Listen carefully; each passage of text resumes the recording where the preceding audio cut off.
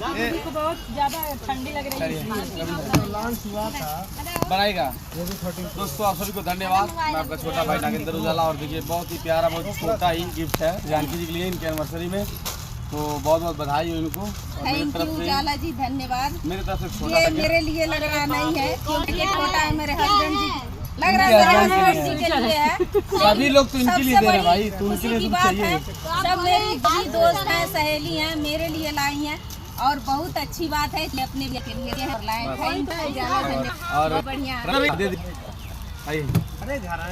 और ये देखिए हमारे रवि भाटिया गौरव यूट्यूब चैनल हमारे बड़े भाई रविंद्र सरसिया जी के द्वारा ये बहुत ही प्यारा गिफ्ट है, भी लग रहा है भैया के लिए है, तो जानकी जी के लिए लाए हैं क्योंकि मैं आ नहीं पा रहा हूँ, उनके पैर में थोड़ा दिक्कत है, इसलिए मैं उनका गिफ्ट इनको भाई अब क्या कहेंगे यहाँ पे, जब वो नहीं आ रहे हैं तो क्या कहा जाए। तो भाई अब ये गिफ्ट मैं दे रहा हूँ जानकी जी को। आप रविंद्र जी को धन्यवाद बोल दीजिएगा।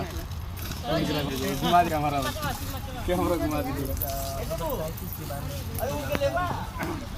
थैंक यू, धन्यवाद।